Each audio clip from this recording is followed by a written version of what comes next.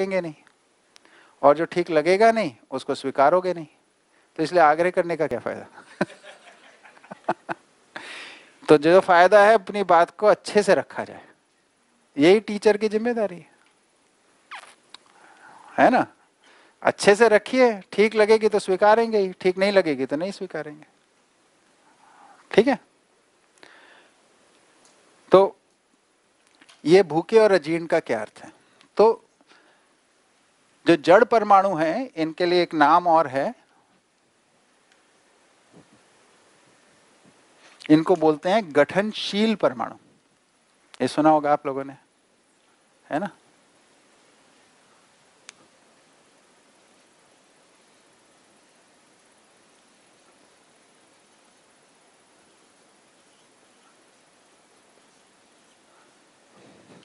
ये जो शील शब्द आता है कहीं पे भी, क्रियाशील, गठनशील, संवेदनशील, है ना, ऐसे अनेक जगह पे आता है, संज्ञानशील। तो मतलब गठन में निरंतर गति, गठन के अर्थ में निरंतर गति, इसको गठनशील कहते हैं। क्रिया की निरंतर गति को क्रियाशील कहते हैं। संवेदनाओं की निरंतर गति को संवेदनशील कहते हैं।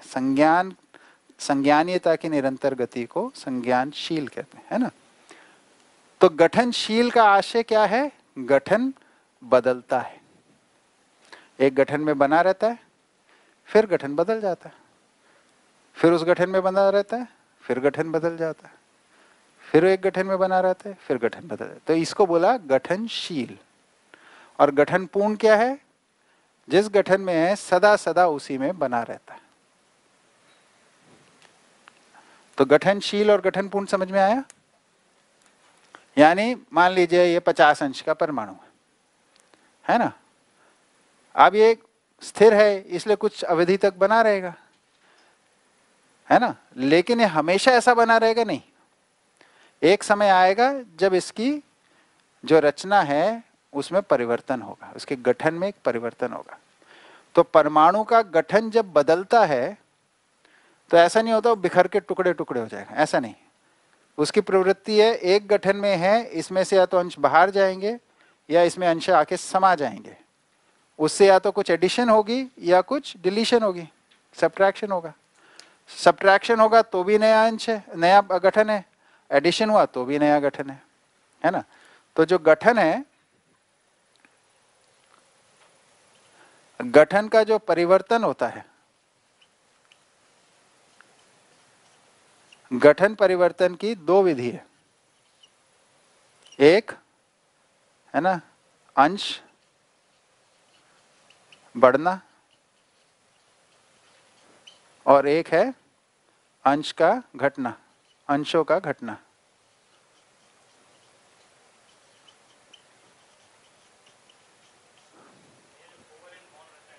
एक मिनट रुक जाओ, केमिस्ट्री बाद में। अंश का बढ़ने को बोला प्रस्थापन,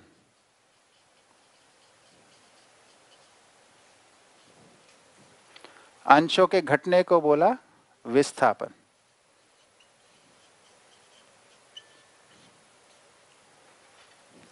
तो परमाणु के गठन के बदलने के दो तरीके हैं, एक तो प्रस्थापन से और एक विस्थापन से। तो जिन गठनों में, हर गठन की ना एक निश्चित विधि है, ऐसा नहीं है कि कभी आज प्रस्थापन होगा और कल विस्थापन होगा। तो हाइड्रोजन है उसमें हमेशा ही प्रस्थापन होगा। जितने भी कम अंशों वाले परमाणु हैं ये सारों में प्रस्थापन ही होता है, और जितने रेडियो एक्टिव है या हैवी मेटल्स हैं उनमें विस्थापन ही होता है। ठीक है। तो जिनका गठन प्रस्थापन विधि से बदलता है उनको बोलते हैं भूखे,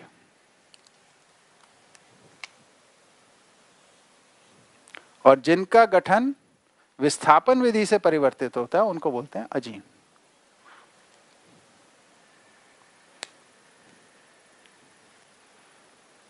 तो एटॉमिक लेवल की चेंज है ये, न्यूक्लियर लेवल की चेंज है। परमाणु का स्ट्रक्चर ही बदल रहा है ये बॉन्डिंग की बात नहीं है। ना इलेक्ट्रोवेलेंट बॉन्ड है ना कोवेलेंट बॉन्ड है, ये एटॉमिक लेवल पे हम बात कर रहे हैं।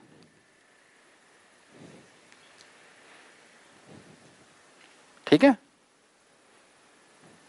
भूखे और अजीर्ण का शब्द का अर्थ बॉन्डिंग के अर्थ पे नहीं है, गठन परिवर्तन के अर्थ में।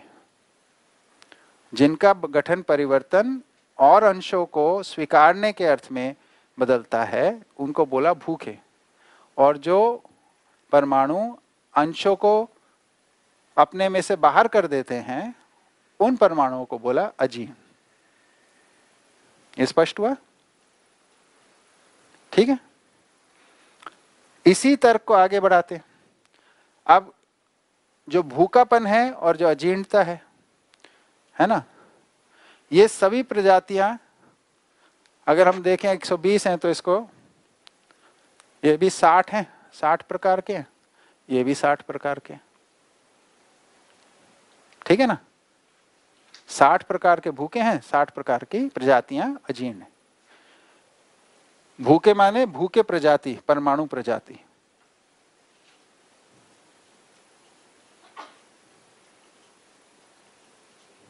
और ये भी परमाणु, अजीर्ण परमाणु प्रजाति।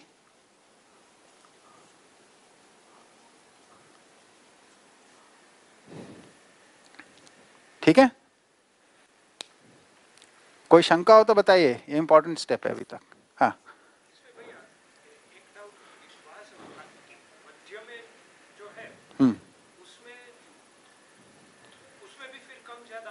होता ही है।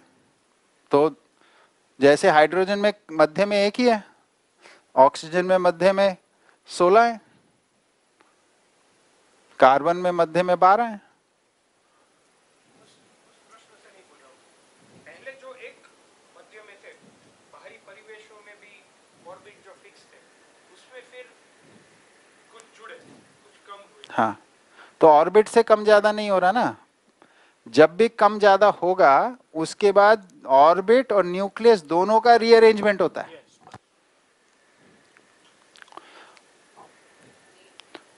इस मॉडल में बहुत इजी है क्योंकि ऑर्बिट और मध्य में एक ही प्रकार के अंश है, इसलिए सिंपल है। उधर वाले मॉडल में समस्या है, उधर तो इलेक्ट्रॉन बाहर गया है, समझ रहे हैं आप। तो इधर तो बाहर जो गया है वही नाभिक में भी है, तो परिवेश में एक केंद्र से अगर परिवेश में आ जाएगा तो भी बैलेंस हो जाएगा।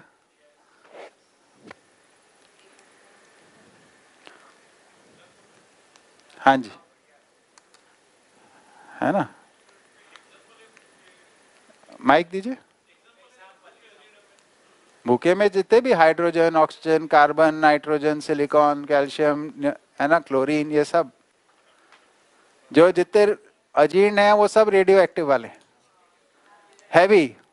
उसका सिद्धांत इतना ही है कि ये जो स्ट्रक्चरल इंटीग्रिटी है, ये जब 4 ऑर्बिट से अधिक हो जाती है तो वो स्ट्रक्चरल इंटीग्रिटी में स्टेबिलिटी नहीं है ज्यादा लंबे समय की, तो उसको कहीं ना कहीं परिवर्तन होना ही पड़ता है। तो हैवियर जो है वो उनके अंदर अजीर्णता है, और जो हल्के वाले हैं उनके अंदर वो भूखे। ठीक है जी। वो न्यूक्लियस में से भी निकलेंगे और ऑर्बिट में से, वो वाला समझ में नहीं आया। भाई देखिए, किसी चीज को बाहर जाना है, मान लीजिए 5 अंश को बाहर जाना है, तो कहां से ज्यादा इजी है बाहर जाना? न्यूक्लियस से बाहर जाना है या बाहर से? बाहर से। क्या बाहर से जाने के बाद अब इसका जो कॉन्फ़िगरेशन तो बैलेंस वाले कुछ निश्चित डिजाइन ही है। अब क्या संख्या बची? मान लीजिए 50 100 अंश का वो पार्टिकल्स का था मॉडल पूरा है, उसमें 10 बाहर चले गए, अब 90 बचे। अब 90 का न्यूक्लियस अलग होगा, तो कुछ अंश न्यूक्लियस से अब परिवेश में आ जाएंगे। क्योंकि ये अंश एक ही प्रकार के हैं, इसलिए न्यूक्लियस में हो या बाहर हो एक ही बात है, इसलिए ये सिंपल है। जब वो उसको हम 3 अलग प्रकार के मानते हैं तो बड़ा संकट है।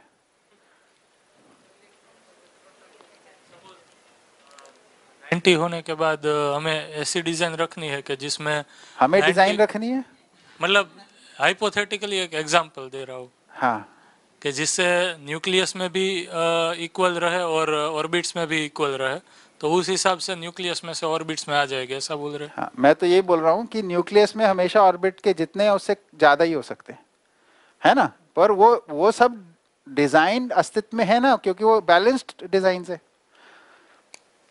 90 का 10 डिजाइन नहीं है, 90 का एक ही डिजाइन है। जैसे 90 पार्टिकल का बनना उसकी अपना स्वरूप है। जिनको अंदर आना अंदर आ जाएंगे, जिनको बाहर जाना बाहर हो जाएंगे, वो अपने आप एडजस्ट होता है, उसमें हमारा कोई रोल नहीं है। 80 वाले का डिजाइन अलग है, 50 वाले का डिजाइन अलग है ना। ऐसा है सिस्टम।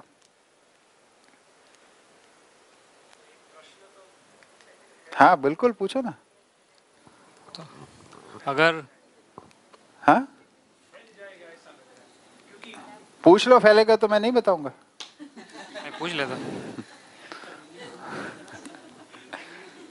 हाँ एक प्रश्न ये भी था कि सपोज 40 संख्या का कोई परमाणु है, हाँ उसमें से 5 चले गए, हाँ तो वो 35 हो जाएगा। हाँ, इसका मतलब उसका आचरण भी चला जाएगा और वो अलग नाम का परमाणु ही हो जाएगा। वही तो बोल रहे हैं, वही तो गठन परिवर्तन का मतलब है।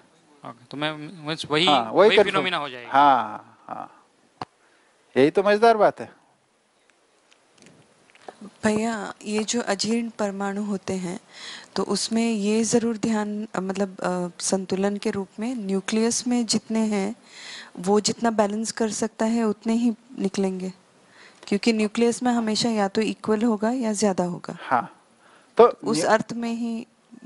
हाँ नहीं, देखिए उनके जो निकलने का है वो परस्परता का दबाव प्रभाव ही बनता है। अपने आप में तो परमाणु स्थिर ही है, हमने बात ही की थी, बैलेंस रहता है। तो सम विषम प्रभाव आते कहाँ से हैं? परस्परता से ही आते हैं। वातावरण के दबाव में बात की थी हमने, तो वातावरण से ही वो दबाव आता है। तो क्या दबाव आएगा, कितने निकलने हैं, वो कैसे डिसाइड होता है? तो वो पूरे सिस्टम के लिए कितना चाहिए वही दबाव आता है। जितनों का जितने जो चीज बननी है उसी के लिए दबाव आता है।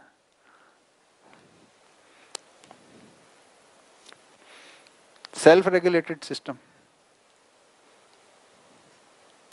है, बिल्कुल डायनामिक। ऐसा नहीं है कि भैया वो ये है तो इससे यही वाला रिजल्टेंट आएगा, ऐसा नहीं। 100 वाला है तो 90 ही बनेगा, नहीं, जरूरी नहीं। 100 वाला 80 भी बन सकता है। जरूरत किसकी है उस परिस्थिति में?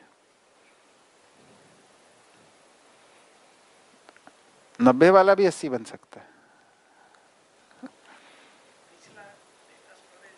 हाँ वही वही बाधा बनता है। चलो पूछ लो, उसको क्लियर कर दे, डिलीट दबा देते हैं।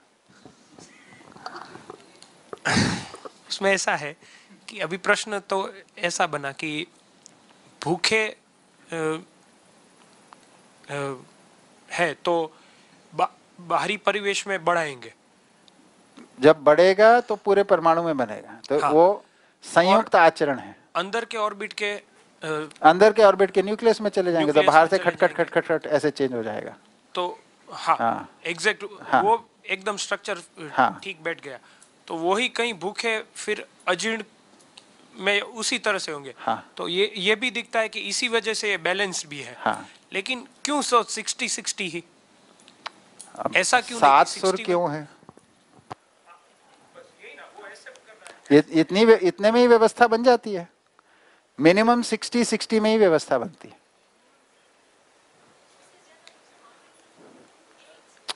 वो तो कोई क्वेश्चन कर सकता है 8 भी ऑर्बिट हो जाता है।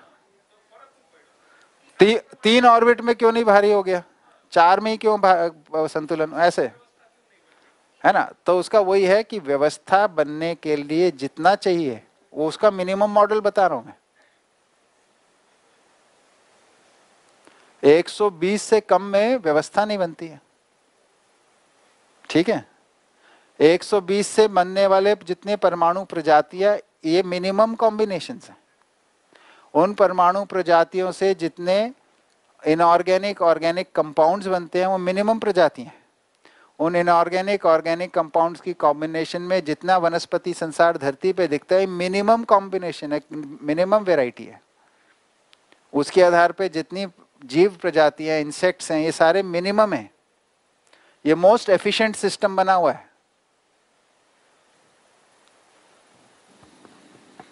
ये ऐसा नहीं है कि किसी को मजा आ रहा है, भाई एक प्रजाति बन गई चलो एक और बना देते, फिर एक और बना। चलो एक ये भी 10 टांग वाली भी बना देते, 10 बनाइए 100 टांग वाली बना देते। ऐसा नहीं है, कोई मनमानी नहीं कर रहा है बैठ के। हाँ, हमको ऐसा लगता है हम मनमानी से चला हुआ है, बना हुआ है, एक्सीडेंट है, रैंडम है, कुछ भी हो गया।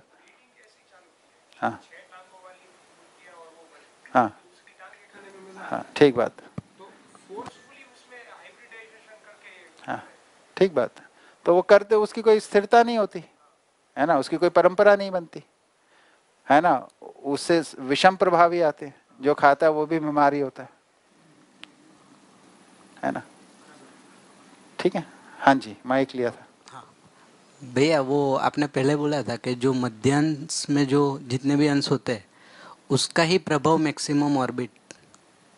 हाँ, उसी के प्रभाव तो में इसलिए जब बड़ा परमाणु बनना है तो मध्यांश में ज्यादा होने ही पड़ेंगे। ज्यादा ही हो गए। हाँ। तो जो भूखे है उसका मतलब उसके मध्यांश में ज्यादा हो गई तो ही वो लेते हैं, तो दूसरे ऑर्बिट में आ जाता है। नहीं, देखिए हर एक मॉडल अपने में बैलेंस्ड मॉडल है, पहले तो इसको बिठाना है। ठीक है, अब गठन परिवर्तन की दो विधि है। हल्के वालों में पर उसमें से अंश को बाहर निकालने से ज्यादा सहज है उसमें अंश आ जाए। अंश आने में वो फिर से अपना स्ट्रक्चर को रीडिजाइन करके फिर से एक बैलेंस स्ट्रक्चर में आ जाता है। तो बीच कुछ मध्यांश में भी आ जाते हैं। हाँ, मध्यांश में भी आ जाते हैं। ठीक है ना, ऐसे ही बड़े वाले में कुछ घुसाने से ज्यादा आसान है कुछ बाहर आ जाए। जब कुछ बाहर जाता है तो ये फिर से अपने को रीअरेंज कर लेते हैं। प्रकृति में रीअरेंजमेंट का बहुत बढ़िया डिजाइन है।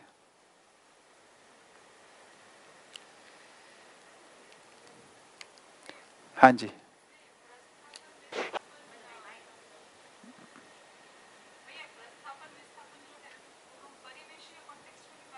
नहीं नहीं नहीं, पूरे परमाणु के अर्थ में बात कर रहे हैं। अगर प्रक्रिया को देखेंगे तो पूरी प्रक्रिया में देखेंगे तो पूरे परमाणु में ही कुछ अंशों की कमी हुई है, कुछ की ज्यादा हुई।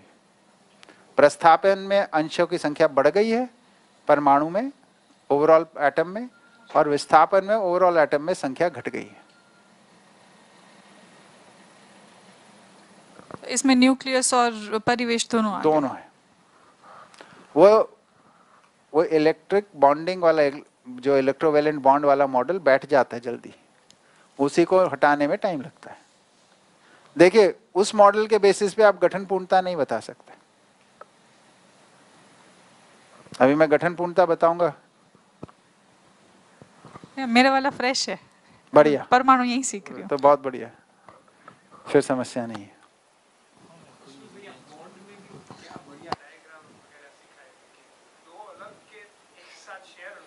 डायग्राम मैं तो आजकल पिक्चर देखता हूँ, स्पाइडरमैन आती है, क्रिश आता है, कितना बढ़िया दिखाते हैं। वो तो उड़ भी जाते हैं।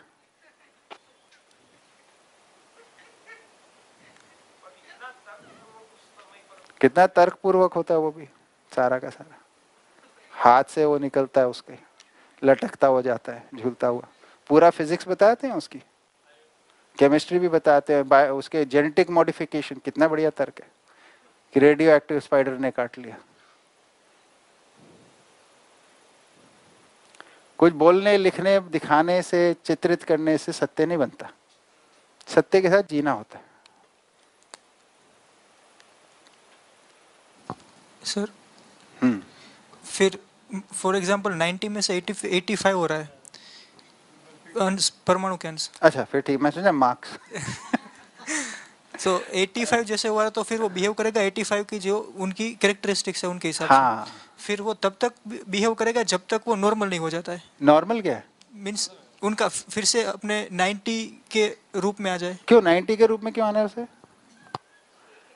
90 वाला भी नॉर्मल है, 85 वाला भी नॉर्मल नहीं, है। मीन्स जैसे बाहर सेंटर से बाहर निकल रहे कुछ अंश ऐसे है जो बाहर निकल रहे, मीन्स वातावरण के हिसाब से जो उनकी कैरेक्टरिस्टिक्स है, या फिर वातावरण के हिसाब से उनको जो सेट होने के लिए ऐसा कुछ।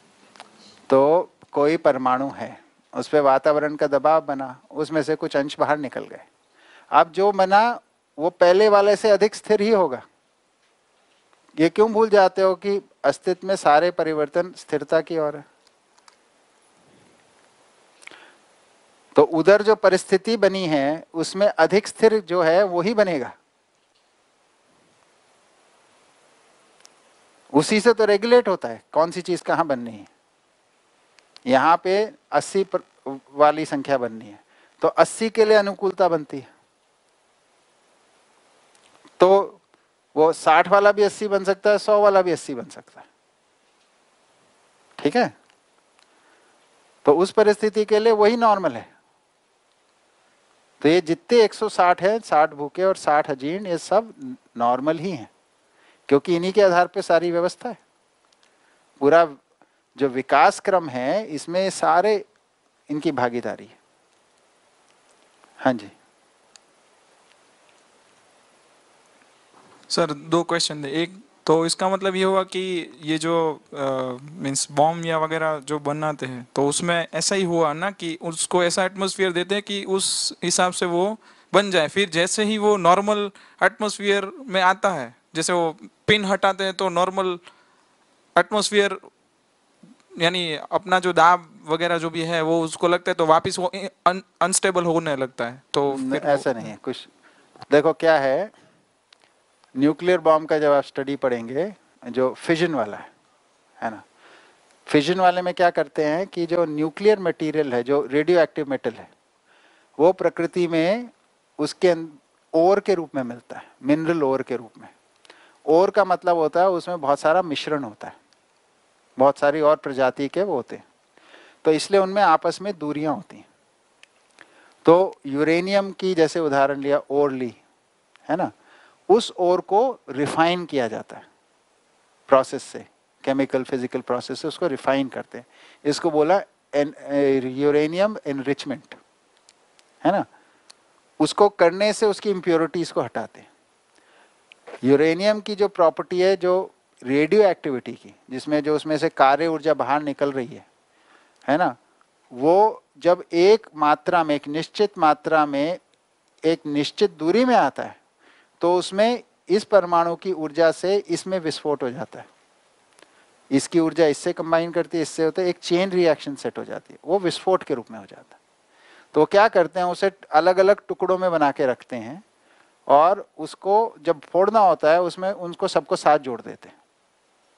इतना ही काम होता है उसमें। तो एटॉमिक बॉम्ब जो फिजन वाला है वो फूटता है।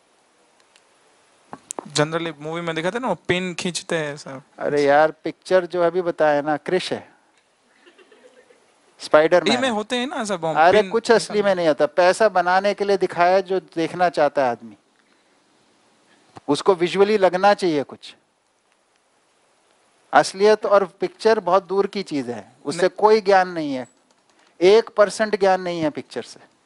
नहीं, हमारी आर्मी में भी ऐसे हैंड ग्रेनेड यूज होते हैं ना, उसकी बात कर रहा हूँ। हाँ, तो हैंड ग्रेनेड अलग चीज है, मैं वही बोलना चाह रहा हूँ। देखिए, ये पिक्चर जो है जब तक असलियत से जुड़ी हुई लगती नहीं है तब तक उसको, उसमें आप एसोसिएट नहीं करोगे उससे, है ना। तो उसमें कोई ना कोई फैक्टर रियलिटी में बेस करके फैंटेसी में ले जाना है, ये उसका सिद्धांत है। और ये क्यों करना है? क्योंकि पैसा बनाना है। इसको करने के लिए जो भी ट्रिक है वो सब यूज होती है। रियल लाइफ बेस्ड स्टोरीज में भी यही काम होता है। जब दंगल दिखाएंगे तो उसमें दिखाना ही पड़ता है कि उसने ऐसे उठा के ऐसे पटक दिया, है ना, जबकि वो फाइट 30 सेकंड में खत्म हो गई हो जाए, है ना। ये पिक्चर का एक अलग ही माहौल है, वो उसमें कोई ज्ञान नहीं है, कोई सूचना नहीं है, उसको छोड़ दिया जाए, उसको साइड में। ज्ञान के लिए एकेडमिक वर्ल्ड है, उसको पकड़ा जाए। आज की डेट में, इस वक्त मानव परंपरा में ज्ञान का धारक वाहक केवल यूनिवर्सिटीज, कॉलेजेस, यही जगह है। यहीं पे सीरियस कोई बात होती है, जितनी भी सीरियस हो वो इधर ही है। पिक्चरों में, कहानी किताबों में नहीं है ये सब।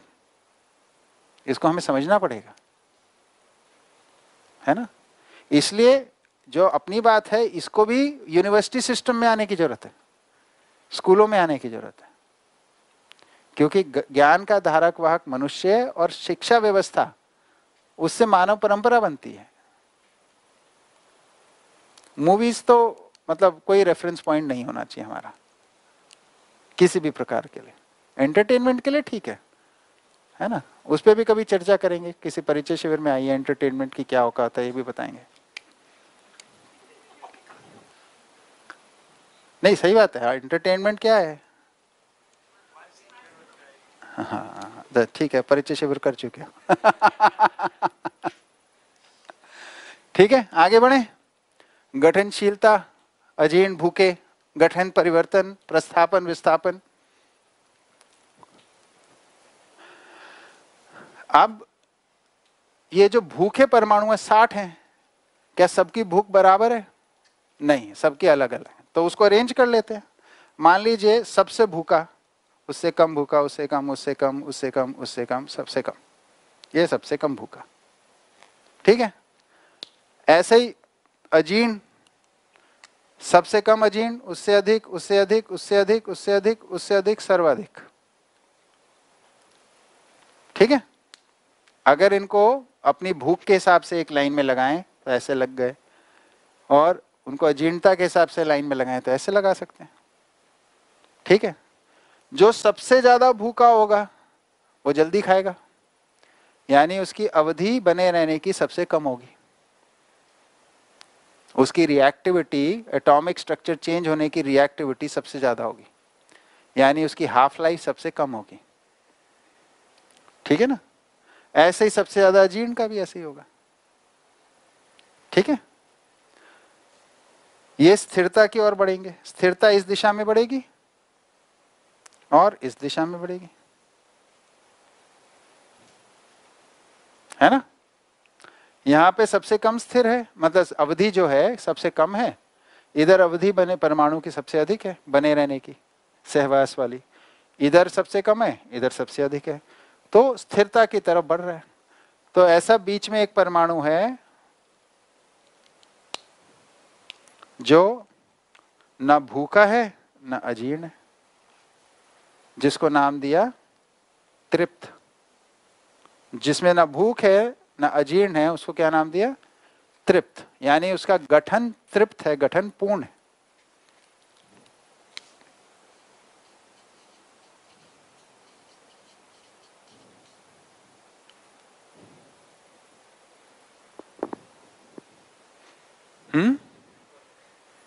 जो गठन हो पूर्ण हो गया, यानी अब उसमें ना तो प्रस्थापन होगा ना विस्थापन होगा।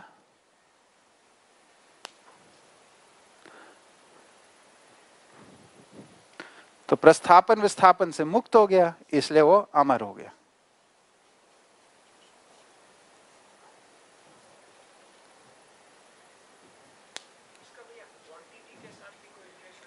हाँ है ना,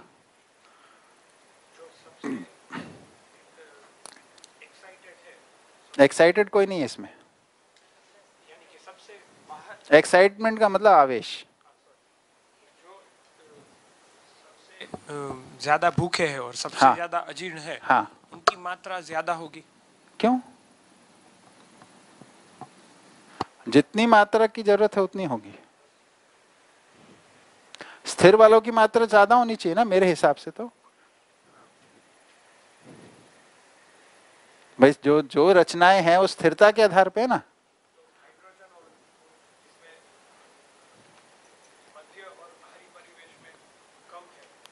देखिए, परिवेश की संख्या से ये स्थिरता नहीं है। संख्या, देखिए स्थिरता उसके स्ट्रक्चरल बैलेंस से है, उसमें बहुत सारे फैक्टर्स हैं। अभी बहुत सारे फैक्टर्स हमें मालूम नहीं है, उस चर्चा में नहीं जाएंगे, है ना। लेकिन स्ट्रक्चरल जो स्थिरता है उसकी, अधिक स्थिर वालों से ही तो रचना बनेगी। जिस भाई धरती की सतह है या पानी है ना। अब पानी बना हुआ है, अगर हाइड्रोजन स्टेबल ना हो तो पानी कैसे बना रहेगा? ठीक है ना। कार्बन स्टेबल ना हो, नाइट्रोजन स्टेबल ना हो, तो ऑर्गेनिक वर्ल्ड कैसे बनेगी?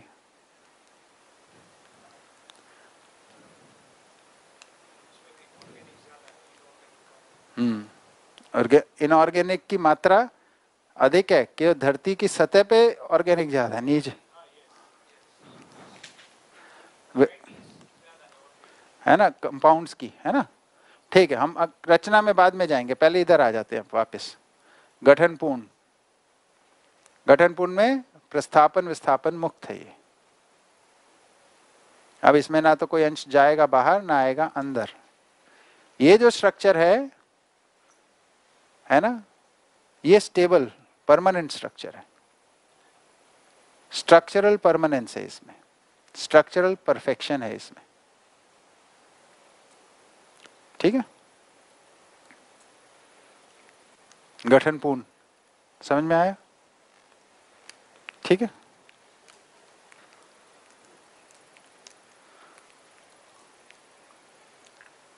कोई बात?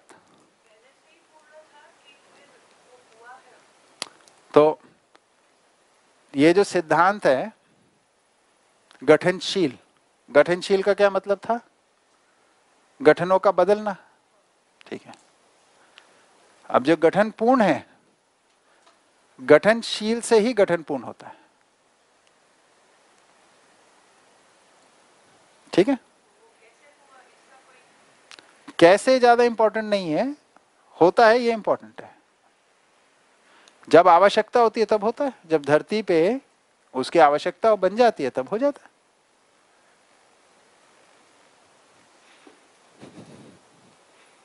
है ना? कितने गठन पूर्ण होते हैं उसकी बताए थे, कितनी मात्रा होती है। नमक के दाने के 1000 टुकड़े कर दो, एक टुकड़े के बराबर मात्रा जो है, मैटर जो है वो गठन पूर्ण हुआ है, पूरी धरती के लिए पर्याप्त है।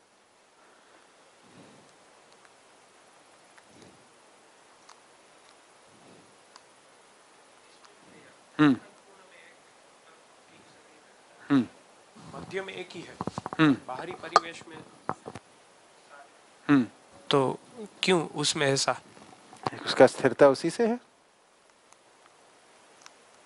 अभी जो बैठा हुआ है उसके अंदर ऐसा है कि जितने परिवेश में होंगे उससे अधिक उसमें वो जड़ की व्यवस्था है, उसमें भी कहाँ परिवेश और उसमें बैलेंस है।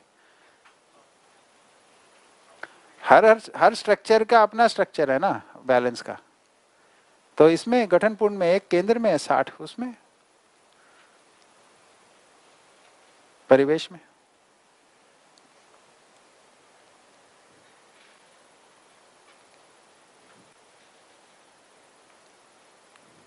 सर जैसे सेंटर के अंदर प्रोटॉन न्यूट्रॉन जो है कणस, उनका क्वार्कस कण से बने, पर वो क्वार्कस कण है वो कौन सी चीज से बने?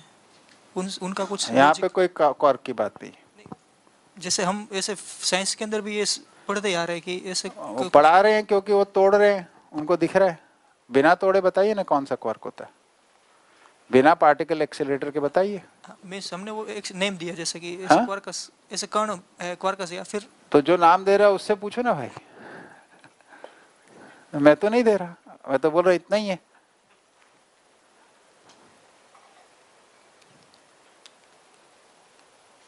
हाँ पानी देता।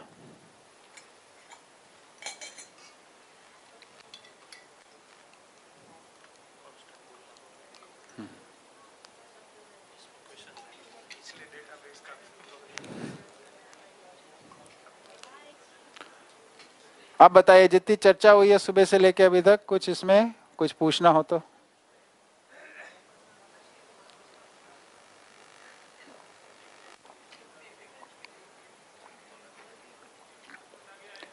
वो दीजिए ना माइक, सुनाई नहीं दे रहा।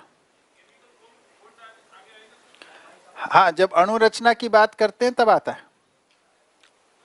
हाँ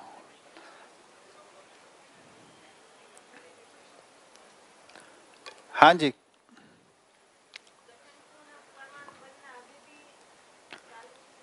जरूरत नहीं है, थोड़ी सी संख्या में चाहिए थे, जितने बनने थे बन गए। हाँ अब जब मानवीय व्यवस्था हो जाएगी, अगर आवश्यकता रही तब भी बन सकते, उससे पहले नहीं।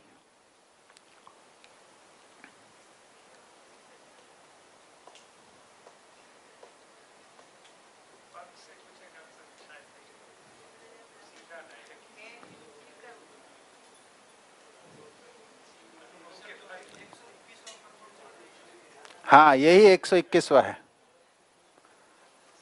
ये जो गठन पूर्ण है यही चैतन्य परमाणु है, यही 121वां है। गठनशील से ही बना है। क्यों?